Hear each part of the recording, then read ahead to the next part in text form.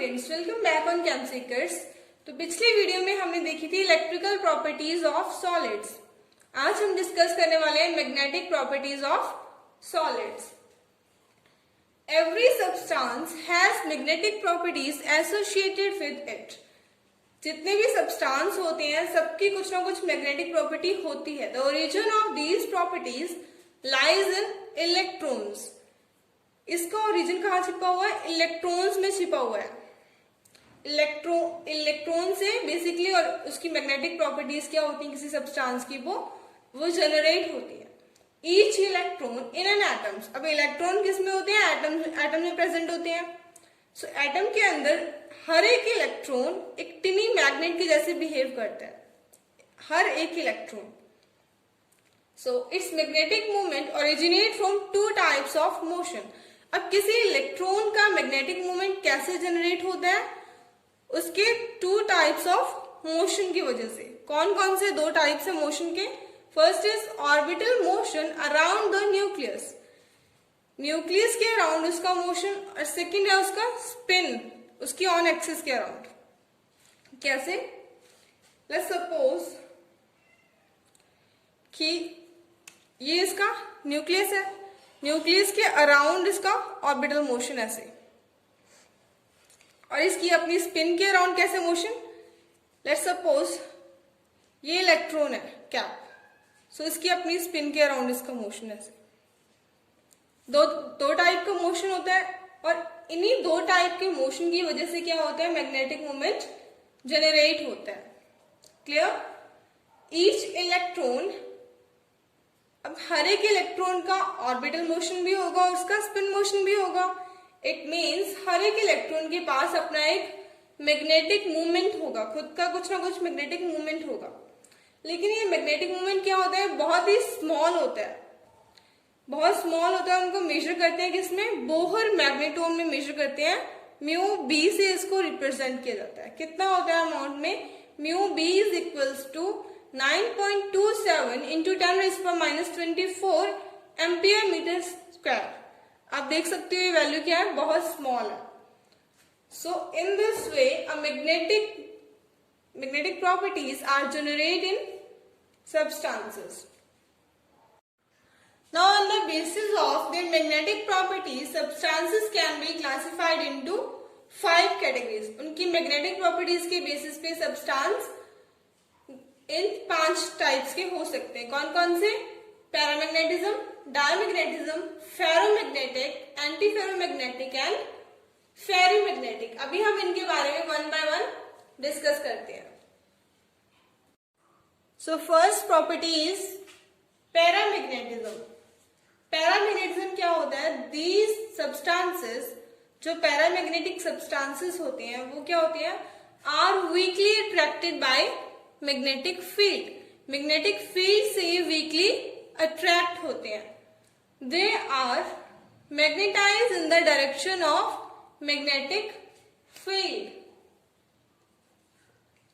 ये क्या होते हैं? मैग्नेटिक फील्ड की डायरेक्शन में मैग्नेटाइज होते हैं।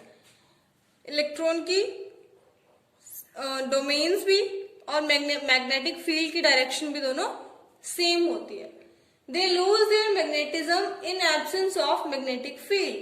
It means कि ये तभी मैग्नेटिज्म की प्रॉपर्टी शो करेंगे जब मैग्नेटिक फील्ड इनके ऊपर अप्लाई किया जाएगा। In presence of magnetic field, magnetic field की प्रेजेंस में ही ये मैग्नेटिक प्रॉपर्टीज शो करते हैं।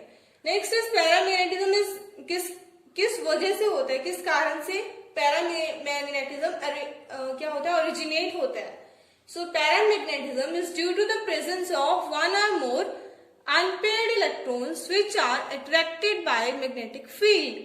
Means अगर किसी substance में unpaired electrons present हैं तो वो paramagnetism की property show करेगा।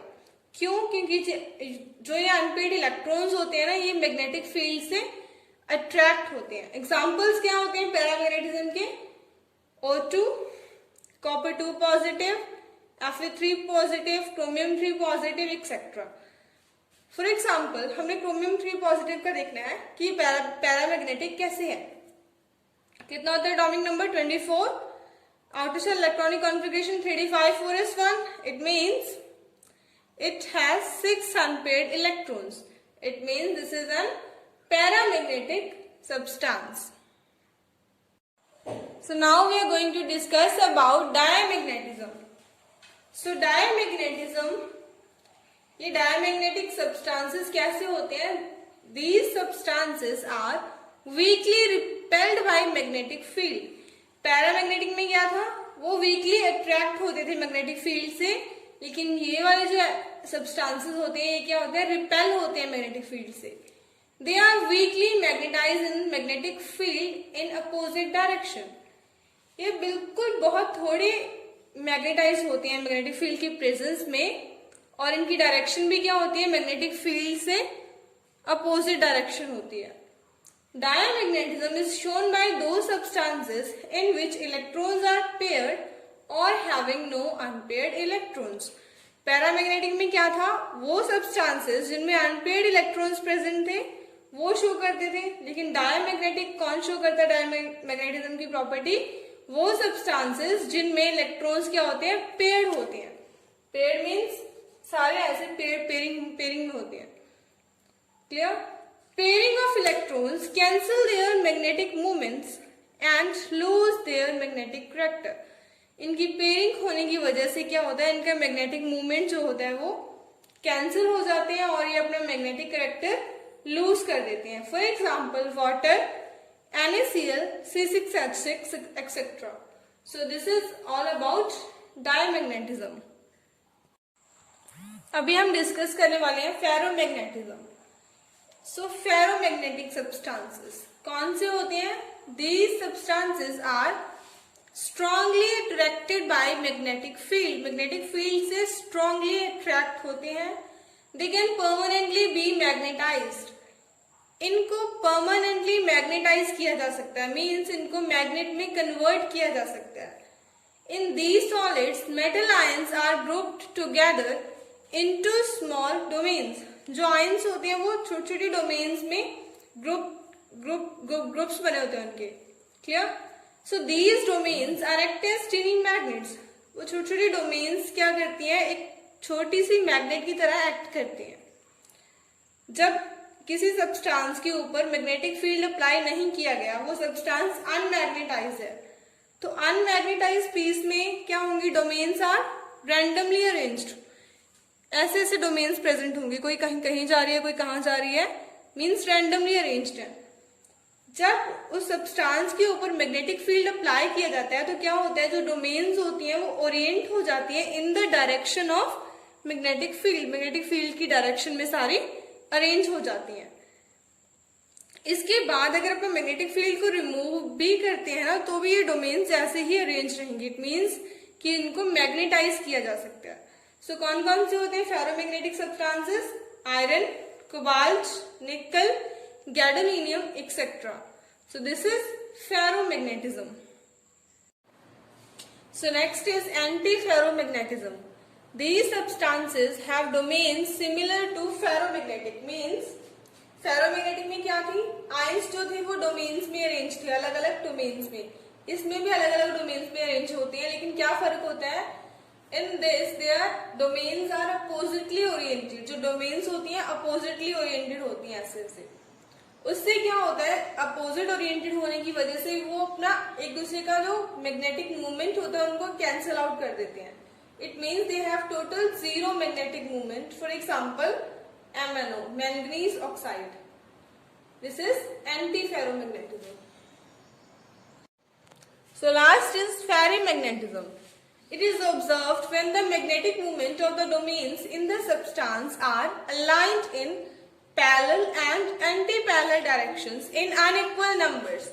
It means इसमें जो domains होंगे कुछ तो parallel होंगे, कुछ anti-parallel होंगे, लेकिन वो ओवरऑल क्या होंगे? अनइक्वल होंगे नंबर्स में. इट मीन्स कि वो ऐसे अरेंज होंगे कि वो एक दूसरे के मैग्नेटिक मूवमेंट को कैंसिल आउट नहीं करेंगे.